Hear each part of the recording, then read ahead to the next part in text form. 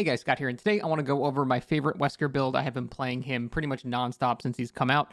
He's my favorite killer in the entire game. I think in the entire game's history, he's my favorite killer, which is pretty impressive. So I've been really enjoying Wesker, and I've been experimenting with a lot of builds, and I want to go over what my favorite is overall. Now, this is probably not his best build in particular. I could probably throw more slowdowns on this. I'm running 2 slowdowns on here, so I could probably throw more in there and make it stronger, but it's my favorite build. And at the end of the day, that's all I really care about. I'm not going to be like hyper competitive and, just care about winning every match. Although I still want to win, so it's still a very good build. That being said, the build is Brutal Strength, Call of Brine, Eruption, and Hex Plaything. Now, Call of Brine Eruption is a pretty obvious one. If you're unaware, Call of Brine makes it so when you kick a generator, it regresses at a much faster rate, basically equivalent to the old Hex rune. The caveat being you have to kick it.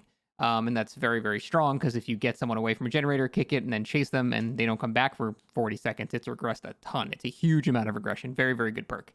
On top of that, you run Eruption with it because Eruption, when you kick a generator, it marks the generator. And whenever you down somebody, all the marked generators will explode and incapacitate everybody that is on the generator. In like a 4-man Survive with Friends, it's probably not that useful, although you still get the 10% regression, so it still has some use, but I mean, most of your matches are not going to be 4-man Survive with Friends, and even when you do, they're not going to have perfect communication every time, so I still find it to have immense amount of value, although it does have, that one caveat. That being said, I still find it wins me games single-handedly very often, so very strong perk.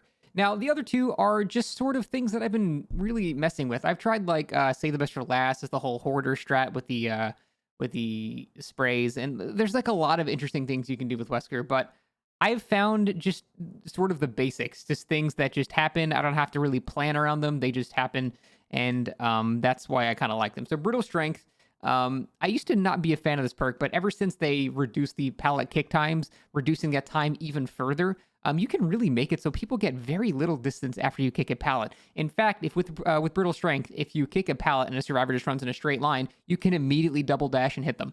So it's about that exact amount of length, which is very huge for Wesker. So you kick the pallet, and then you're just going to be able to catch up with them and then slam them immediately, which is, really strong. Also, a bar turn yellow when you kick generator, and that's good. Yellow bars are the best, and for that reason alone, I recommend Brutal Strength, because yellow bars are better than red bars or gray bars. Now, Hex Plaything is also something I've been experimenting with a lot, too. And the thing is, I actually like Plaything on him a lot, and it almost acts as more of a game delay perk than an actual free down perk.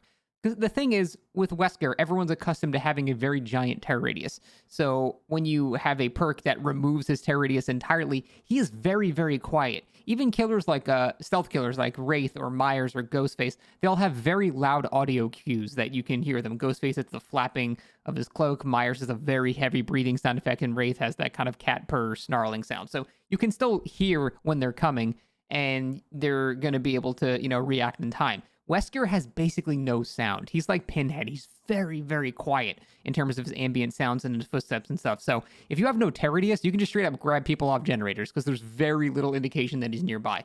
So that is very good. So because people are accustomed to having a big terror radius, when you have no terror radius, it's very daunting. And depending on the map, you can get immense value from sneaking up on people. But even if you don't, it still is going to waste 4 separate people's time walking to a generator, walking to a totem, spending 16 seconds to break the totem, then walking back to where they are. So just breaking the totem itself can take people anywhere from 35 to 45 seconds. And if you add it up, let's say even on the low end, 30 seconds, so it only takes them 50 seconds to walk to the actual totem, and let's pretend you don't interrupt it or anything like that. It's just they walk to it. That's 30 seconds per player.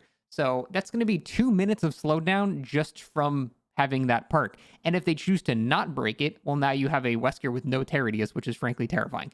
So it's sort of a win-win, and I've been really enjoying Plaything as a main perk, not even combining it with Pentimento. In fact, the much stronger version of this build would take Brutal Strength out and put Pentimento in, because now you have an insane amount of slowdown, like a ridiculous amount, and it synergizes super well with Pentimento. So this has been my favorite Wesker build. For add-ons, I've been using the Chalice and the emblem that makes you throw people further. So the Chalice makes you charge people further, and the emblem makes you throw people further. And they're not even like his best add-ons or even that amazing. In fact, sometimes you don't want to charge them that far because you want to hit a throw, because a mid-range throw basically guarantees a one-shot because you can walk up to them as they're recovering from the throw and just slap them immediately. So throws are better. But you know what? The reason I play Wesker is because it's funny as shit just carrying people across the map and just eating them. It's just funny. I carried someone from one hallway of Midwich to the entire other end from the distance and then the throw on top of the distance. And it was the funniest thing ever. I was literally escorting people around the map. And that's the main reason I love Wesker. He's just so silly with the amount of stuff that you can do. And so these add-ons perfectly encapsulate the silliness where you just yeet people a mile away. It ends up really actually being detrimental a lot of the time. But again, this is my favorite Wesker build, not the best Wesker build. If you're looking for the best Wesker build, his best add-on by far is the one that starts people off fully infected. That is an insane amount of free slowdown for no downside. That add-on is so good. And it also has an added benefit with the exposed effect, and it also has an added benefit of getting your power faster, or getting infected faster, depending on like how many people are infected. So it's just a really good add-on. I think it's actually like mildly overpowered for how much free slowdown it is. The fact that it's so much slowdown for 0 effort, you don't do anything. The match just starts and you have free slowdown. And it's not like, yeah, buddy. And it's not like pigs where, you know, everyone starts with their traps, but then she's out of traps for the rest of the match. It's just, he just gets all of his infections for the rest of the match. You would think that add-on would have a downside of you can't infect people for the rest of the match or something like that, right? But it doesn't. It just is just that good. But like I said, these are my favorite add-ons. This is my favorite build. By no means the best, but it's still pretty damn solid. I've been doing really well with it. I wasn't paying attention to it because I don't like stressing about win streaks and stuff. I think that makes you play in a much sweatier way, makes you stress about the game. So win streaks, in my opinion, are the antithesis of just a relaxed, chill time playing Dead by Daylight. That being said, I went back and looked at my VODs. I lost finally to a super good 4-man. But I won like 36 games in a row with Wesker, not even like trying to tunnel or camp, or I just play my normal, fairly nice way with this build, and it's been doing amazing work. So that is it. Thanks for watching. Hope you enjoy Wesker as much as I do, and see you next time.